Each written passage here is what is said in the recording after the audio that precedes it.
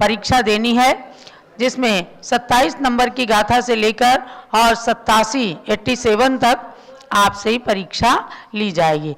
अब चलिए गोमट सार का अध्यापन शुरू हो रहा है। सिद्धम शुद्धम पणिमीय चिनिंद वर्णेमि चंदमकलंकम गुणरयण भूषणोदयम जीवस्य परुवणम वोच्छम। जीव द्रव्य की प्ररूपणा को बताने के लिए आचार्य श्री नेमीचंद्र सिद्धांत चक्रवर्ती देव ने 20 प्ररूपणाओं को माध्यम बनाया है। उनमें से हमारा 7वां चैप्टर अर्थात 7वीं प्ररूपणा चल रही है। 14 मार्गणाओं में द्वितीय मार्गणा है इंद्रिय मार्गणा। इंद्रिय मार्गणा के अंदर आपने इंद्रिय का स्वरूप जान लिया, इंद्रियों के भेद जाने, इंद्रियों के विषय जाने और इंद्रियों का आकार भी जान लिया कि पांचों इंद्रियों का क्या क्या कार्य है और उनका आकार कैसा है। अब चलते हैं 57 नंबर के गाथा पर। पेज नंबर 64, गाथा नंबर 57 नवी इंद्रिय करण जुदा, नवी इंद्रिय करण जुदा, अवगादि गाया अथे, अवगादि गाहया अथे, नेवय इंद्रिय सोखा, नेवय इंद्रिय सोखा, अनिंद्रियाणंतनाण सुहा, अनिंद्रियाणंतनाण सुहा। सामूहिक गाथा पढ़िए। नवी इंद्रिय करण जुदा, अवगादि गाहया अते, नेवय इंद्रिय सोखा, अनिंद्रियाणंतनाण सुहा। नापि इंद्रिय करण युता अवग्रहादि विग्रह का अर्थे, नैव च इंद्रिय सौख्या अनिंद्रियानंत ज्ञान सुखा। यानी इंद्रिय ज्ञान से युक्त जो संसारी जीव हैं उनके बारे में आपको बताया और उसका वर्णन करने के बाद जो इंद्रियातीत अवस्था में आ गए अर्थात अतीन्द्रिय ज्ञान वाले अनंत सिद्ध भगवान के लिए निरूपण किया कि जो जीवन मुक्त हैं, जीवन मुक्त किनको कहते हैं? अरहंत भगवान को। जीवन मुक्त मतलब अरहंत भगवान, यानी जीवित भी हैं और आधे कर्मों का नाश कर चुके इसलिए मुक्त हैं और मुक्त होने वाले, निश्चित मुक्त होने वाले जीव हैं, उनको कहते हैं जीवन मुक्त। जीवन मुक्त और परम मुक्त, जिनको सकल परमात्मा और निकल परमात्मा के रूप में भी जानते हैं। अनंत परमेष्ठी जो जीवन मुक्त कहलाते हैं वे सकल परमात्मा है और परम मुक्त माने निकल परमात्मा सिद्ध भगवान। तो जीवन मुक्त तथा परम मुक्त जीव इंद्रियों की क्रिया से युक्त नहीं हैं, उनकी कोई इंद्रिय की क्रिया नहीं होती है तथा वे अवग्रह आदि क्षयोपशमिक ज्ञान के द्वारा पदार्थ का ग्रहण नहीं करते। इसी तरह वे इंद्रिय जन्य सुख से भी युक्त नहीं होते हैं। जो इंद्रियों का सुख होता है, खाने से सुख मिल गया, देखने से सुख मिल गया, सुनने से मिल गया, इन इंद्रिय जन्य सुख से भी जो सहित नहीं है, क्योंकि उन दोनों ही प्रकार के जीवों का अनंत ज्ञान और अनंत सुख जो है वो अनिंद्रिय है। अतीन्द्रिय सुख में निमग्न रहते हैं वे भगवान, इसलिए उनको कहा इंद्रिय जन्य सुख जितना भी है उसके साथ दुख भी लगा हुआ है।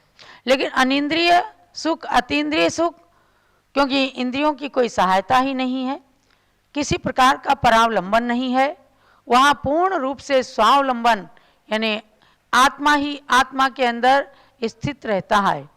स्व स्वम स्वेन स्थितम स्वस्मयी स्वस्मात् स्वस्याविनस्वरम स्वस्मिन् ध्यात्वा लभेत स्वोत्थ मानंदम मामृतम पदम।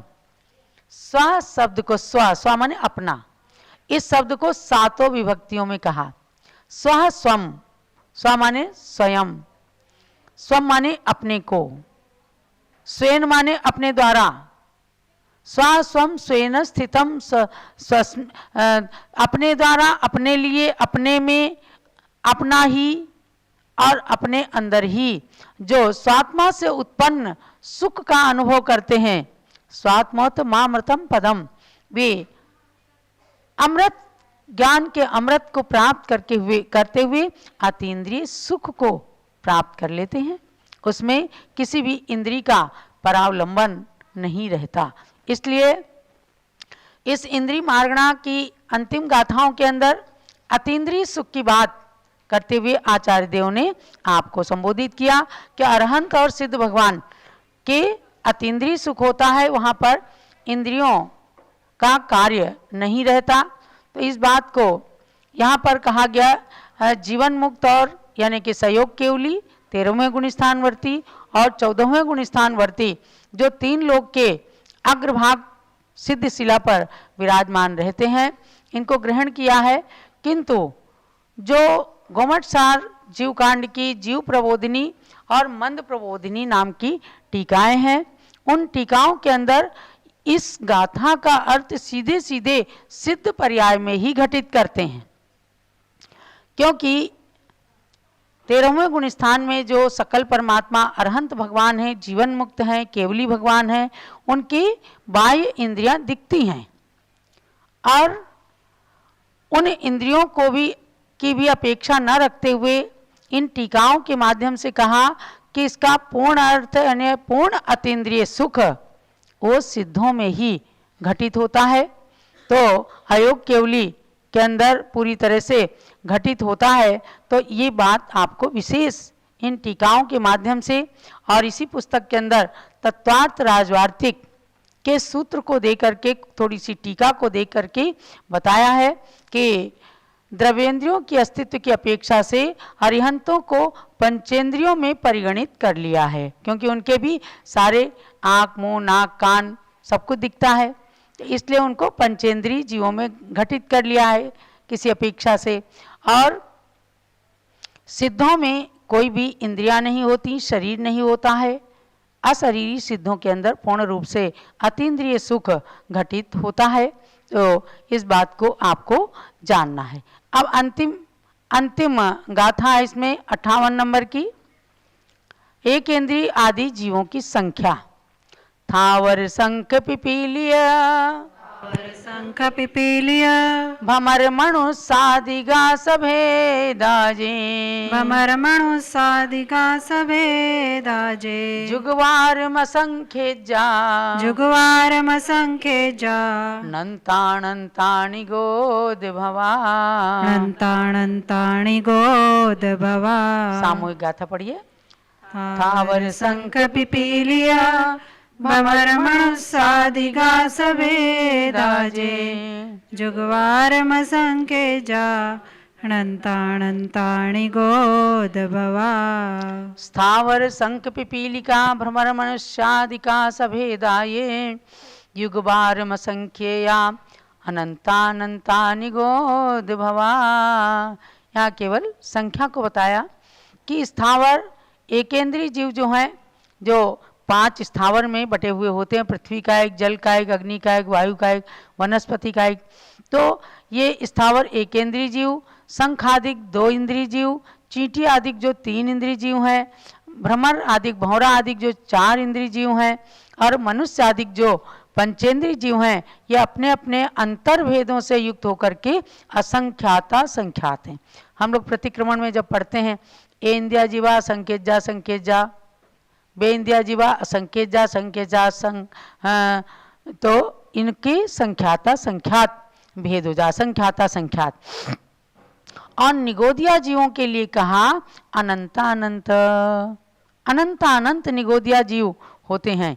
इस प्रकार से आपको जानना है कि त्रस जीव प्रत्येक वनस्पति, पृथ्वी, जल, अग्नि, वायु, इनको छोड़ करके बाकी संसारी जीव यानी साधारण जीवों का प्रमाण जो है वो अनंतानंत है। और साधारण को छोड़कर बाकी एक इंद्रिय जीव स्थावर, 2 इंद्रिय, 3 इंद्रिय, चतुरिंद्रिय, पंचेंद्रिय, इनमें प्रत्येक का प्रमाण असंख्यात लोक मात्र यानी असंख्याता संख्यात होते हैं। जब अहिंसा व्रत के पालन के लिए मिच्छा में दुक्कडम करते हैं तो इन असंख्यात प्रकार के सभी जीवों की हिंसा से विरत रहने के लिए आचार्य देव हम लोगों के लिए, साधुओं के लिए भी, श्रावकों के लिए भी प्रतिक्रमण सूत्रों का निर्माण करते हैं कि आप इनको बोलिएगा कि इन संख्यात जीवों में से किन्हीं भी जीवों की किसी प्रकार से मन से, वचन से, काय से विराधना हुई हो तो तस्य मिच्छा में दुक्कडम, वह पाप मेरे मिथ्या हो जाएं। अर्थात उन जीवों से मैं क्षमा याचना करके यदि जान अनजान में किसी जीव की हिंसा हो गई हो तो वो हमें क्षमा करें। हे भगवान, मैं उन पापों के लिए, उस जीव विराधना के लिए मिच्छा में दुक्कडम, मेरे दुष्कृत सब मिथ्या हो जाएं। इस प्रकार से कह करके इंद्रिय मार्गणा का समापन किया है कि एक इंद्रिय से लेकर 5 इंद्रिय तक के किसी भी जीव का मेरे द्वारा घात ना होने पाए, ये भाव है। लेकिन संसार में रहते हुए यदि किसी प्रकार से कोई घात हुआ हो, कोई हिंसा हो गई हो तो वह मेरा दुष्कृत मिथ्या हो जाए। अब ये मार्गणा तो समाप्त हो गई। इसके सार रूप में आपको जानना है कि हर एक इंद्रिय के कार्य का हम सदुपयोग और दुरुपयोग दोनों कर सकते हैं। जैसे जिह्वा इंद्रिय के लिए मैंने आपको बताया था कि जिह्वा इंद्रिय, सारी इंद्रियां एक एक कार्य करती हैं और जिह्वा इंद्रिय क्या करती है? 2 काम करती है। जिह्वा इंद्रिय के दोनों ही कार्य ऐसे हैं कि जिनके द्वारा जीव अर्थ अनर्थ दोनों करता है। समझो, सटरस त्याग करके, नीरस भोजन करके यदि अपनी साधुचर्या का पालन करते हैं तो हमें तप का फल मिल जाता है, तप और व्रतों का फल मिलता है और हम मोक्ष मार्ग में अग्रसर होते हैं। यदि अभक्ष भक्षण करके और जो कुछ जिह्वा इंद्रिय ने चाहा उसकी स्वाद की लोलुपता में हमने उसका दुरुपयोग किया तो हम चारों गतियों में, नरक गति तक में भ्रमण करके दुख उपार्जन कर सकते हैं। इसलिए एक कविता के माध्यम से आप इसको जानें। यदि भाषा हितमित प्रिय होती, यानी बोलने से भी बहुत सारे अनर्थ होते हैं। यदि भाषा हितमित प्रिय होती, जग में जंजाल न हो पाता, जीवन कितना मधुरिम होता, दुख और संताप न हो पाता। दुख और संताप, जरा सा एक शब्द बुरा बोल दिया खलबली मच जाती है और लड़ाई झगड़े दंगे होने लग जाते हैं, मारने मरने की स्थितियां उत्पन्न हो जाती हैं। सब इंद्रिय के एक एक कार्य 2 कारज करती है रसना, इन 2 कार्यों के कारण ही होता उत्थान पतन कितना। तीखे मीठे ताने बाने का वचन प्रहार न हो पाता, जीवन कितना मधुरिम होता, दुख और संताप न हो पाता। किसी को ताने देते हैं, किसी को गाली देते हैं, किसी को अपमानजनक शब्द बोलते हैं तो इससे दुख का जंजाल बचता है और वचनों के प्रहार से हमेशा बचना चाहिए। पुद्गल के शब्द बने सारे, शक्ति बस जीव समाता है और गुस्से में आपे से बाहर हो क्या क्या बकता जाता है। जब गुस्सा आता है तो ये पता नहीं रहता कि रसना इंद्रिय के द्वारा हम किस अनर्थ को करने जा रहे हैं। तो मित वक्ता पापों से बचता, शक्ति का ह्रास न हो पाता, जीवन कितना मधुरिम होता, दुख का जंजाल न बिछ पाता। शब्दों का चक्र व्यूह इतना, बस उसमें उलझ रहा मानव, तूने ऐसा क्यों कह डाला, ये कहकर बन जाता दानव। तूने मुझे गाली दी है तो बस उस गाली, अगर तूने एक तमाचा मारा है तो मेरे 2 तमाचे खाने के लिए तैयार रहे, ऐसी बदले की भावना लोगों के अंदर आ जाती है। शब्दों का चक्र व्यूह इतना, बस उसमें उलझ रहा मानव, तूने ऐसा क्यों कह डाला, ये कहकर बन जाता दानव। नहीं घटती हरदम घटनाएं, तिल का भी ताड़ न हो पाता। कहते ना, तिल का ताड़ बन गया। तो नहीं घटती हरदम घटनाएं, तिल का भी ताड़ न हो पाता, जीवन कितना मधुरिम होता, दुख और संताप न हो पाता। वाणी ऐसी बोलो बंधु। रसना इंद्रिय की बात बता रही हूं आपको। खाने की बात तो अलग ही है, लेकिन बोलने से भी कितने अनर्थ हो जाते हैं। वाणी ऐसी बोलो बंधु, शत्रु न कोई बनने पाए। फिर भी यदि कोई रूठा हो, चिरकाल न वो रहने पाए। यदि हमारे शब्दों से किसी को ठेस पहुंची हो तो चिरकाल तक वो उसमें ना उलझने पाए, उसके पहले क्षमा याचना करके अपने शब्दों से उसको शांत करें। ऐसा जो करता है उसके उलझन का विकास ना हो पाता और जीवन कितना मधुरिम होता, दुख और संताप ना हो पाता। शक्ति यदि संचित करना है, शक्ति यदि संचित करना है, जितना कम बोलो अच्छा है। इसीलिए साधु जन ज्यादा से ज्यादा मौन रखते हैं। जितना कम बोला जाएगा उतनी वचन शक्ति आएगी। शक्ति यदि संचित करना है, जितना कम बोलो अच्छा है। कम खाओ थोड़ा गम खाओ, ये सूत्र बहुत ही सच्चा है। इसको अपनाए बिन प्रियवर, जग से उत्थान न हो पाता। जीवन कितना मधुरिम होता, दुख और संताप न हो पाता। अब भी है समय चेत जाओ, अब भी है समय चेत जाओ, मत कहे सुने पर पछताओ। अब भी आगे जितना बोलो, चुन चुन कर मधुर वचन बोलो। मृदुता जिन बाह्य वस्तुओं से मुख का श्रृंगार न हो पाता। मृदुता बिन बाह्य वस्तुओं से मुख का श्रृंगार न हो पाता। जीवन कितना मधुरिम होता, दुख और संताप न हो पाता।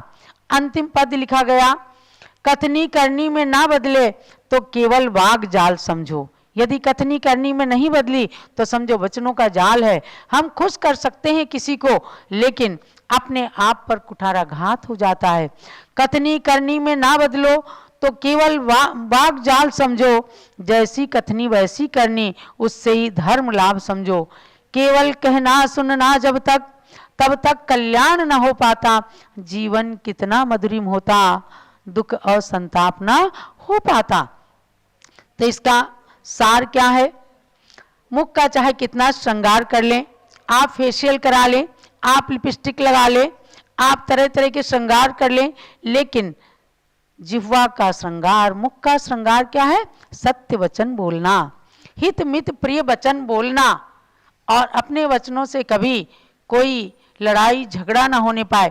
धर्म पर संकट आ रहा है कहीं, तो वहां पर कोई झूठ भी बोला जाता है तो सत्य कहलाता है महानुभाव। ये आप जरूर ध्यान रखना। आचार्य समंत भद्र स्वामी के शब्द हैं कि स्थूल मलिकम न वदति न परान वादयति सत्यमपि विपदे यत् तत् वदन्ति संता स्थूल मृषावाद वै रमणम। वहां कहा गया कि ऐसा सच भी ना बोले कि किसी प्राणी की हिंसा का पाप लग जाए। कोई कसाई जा रहा है और गाय आगे गई है, यदि किसी साधु से पूछा जाता है क्या इधर गाय गई है, यदि उस समय कहा गया हाँ हाँ अरे इधर चले जाओ इधर गई, तो वो सच जो है महा झूठ के बराबर है, क्योंकि प्राण घातक हमला होने वाला है उस गाय के ऊपर। तो ऐसा सत्य भी जिससे विपत्ति आ जाए, सत्यमपि विपदे, विपत्ति आने वाले सत्य को भी झूठ में शामिल किया है, ये आप ध्यान रखना। तो इंद्रिय मार्गणा की सार्थकता आप सबको समझनी है। रसना इंद्री का बताया, चक्षु इंद्री से आप सिनेमा आदि फिल्मों को देखते हैं जब, तो उससे उसका दुरुपयोग होता है। देखो चक्रवर्ती ने इसी अयोध्या नगरी से अपने महल की छत से सूर्य के बिंब में, सूर्य बिंब के अंदर जो जिन मंदिर बना है वहां के अकृत्रिम चैत्यालय में स्थित भगवान का दर्शन किया था। समझ जाओ आप कि संसार के अंदर सबसे ज्यादा चक्षु इंद्रिय का विषय चक्रवर्ती के पास होता है। चक्रवर्ती की चक्षु इंद्रिय के अंदर इतनी शक्ति होती है कि जब सूर्य पहली गली में आता है तो अयोध्या नगरी के ऊपर रहता है और चक्रवर्ती अपने महल की छत से उस सूर्य बिंब के अंदर जो जिन मंदिर बना है उसमें विराजमान साक्षात भगवान के दर्शन करके अपनी चक्षु इंद्रिय को पवित्र बना लेते हैं। ऐसी पवित्रता अपनी इंद्रियों के सदुपयोग करने से हमें भी प्राप्त हो, यही आपके इंद्रिय मार्गणा समझने का सार है। कल से काय मार्गणा को प्रारंभ करेंगे। ध्यान रखना 28 फरवरी को इस गोमठ सात जीव कांड की 87 गाथाओं की परीक्षा होगी और